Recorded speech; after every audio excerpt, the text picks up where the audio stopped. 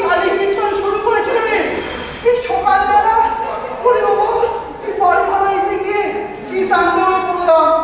আয় বস বস বস। দাঁড়াও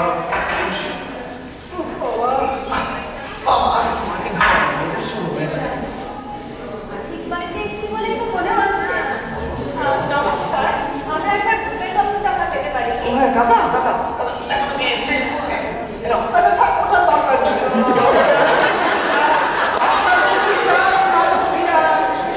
আপনার এই ঘরটায় তো ভাড়া দিতে বলেছেন। হ্যাঁ তা মন্দ হবে না, কি বলিস সেটা? বেশ লম্বা আছে ঘরটা, আমাদের এটাই ঘুরিয়ে দেবো। তা ঘর ভাড়া নেবেন মালক্ষীরা? তা তো বেশ ভালো কথা, কিন্তু এই কার সাথে কথা কইব? আপনাদের সাথে পুরুষ মানুষ কই? পুরুষ? পুরুষ দিয়ে কি হবে? আমাদের সাথেই কথা বলুন, আমরাই আমাদের গার্জেন। তাহলে আগে পরিচয়টা দিয়ে দিই। আমি হচ্ছি শিলা চক্রবর্তী, খুব ভালো ক্লাসিক্যাল নাচ পারি। আর এই হচ্ছে ইলা দত্ত, বলিউড ডান্সে এক্সপার্ট, কেউ টেলিভিশন পারে।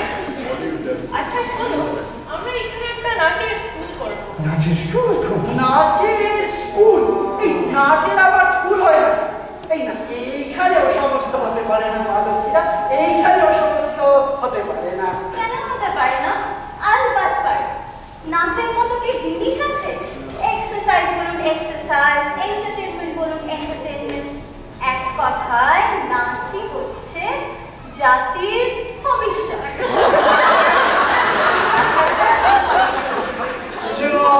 বাবা, এটা নাচের স্কুলও করবে, আমার ভাড়াও দেবেন না? মালক্ষীরা, আপনারা বলুন না অন্য কোথাও দেখুন, অন্য কোথাও। এখানে নাচের স্কুল মানে হবে। অন্য কথায় আবার দেখবো, এই ঘরটাই আমাদের বেশ পছন্দ হয়েছে। চিন্তা কি, ভাড়া না পেলেও আপনি করবেন না, আপনার মেয়েদের কাছে দেবেন, তাদের ফ্রিতে নাচ দেবেন। মানে মেয়েতে তো কেউ আমার নেই মালক্ষীরা, তাই আরে মেয়ে না থাকুক, আপনার স্ত্রীকেই শিখিয়ে দেবো তখন। কাকিমা তো এখানে থাকেন না, মানে উনি তো দূরে থাকেন, মানে উনি আসলে ইহলোক নেই তো, উনি স্বর্গে থাকেন। আপনাদের স্বর্গে গিয়ে নাচ শেখাতে হবে। ঠিক আছে, ভূপেন বাবুই না হয় না। সেরকম ভালো। একটু পুরো ঘুরিয়ে আছে, তবুও বেশ নাচতে পারবে। নাচার কি কোনো বয়স আছে? এ তো এক্সারসাইজ। ইউরোপে গিয়ে দেখুন, 80 বছরের বুড়োরাও দিব্যি রুম্বা ফক্সট্রট নাচছে, এতে চমৎকার শাস্তি থাকে। নাচটা ওই ঘুরিও হবে না। ঠিক বলেছিস শিলা, যত এক্ষুনি নাচে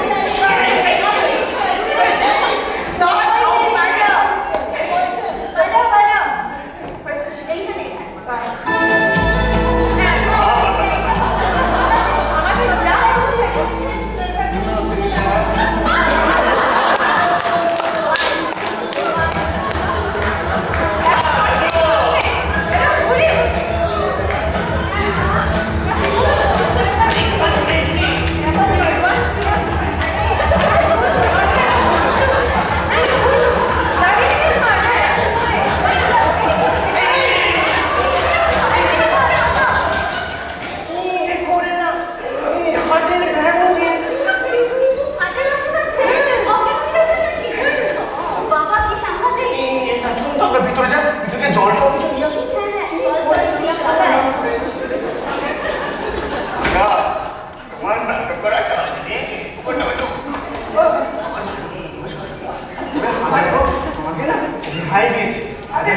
এই বয়সে নাচ জোয়ান হলে না হয় তাও খানিক দেখা যেত। বাবা মেয়ে মানুষ মায়ের জানা।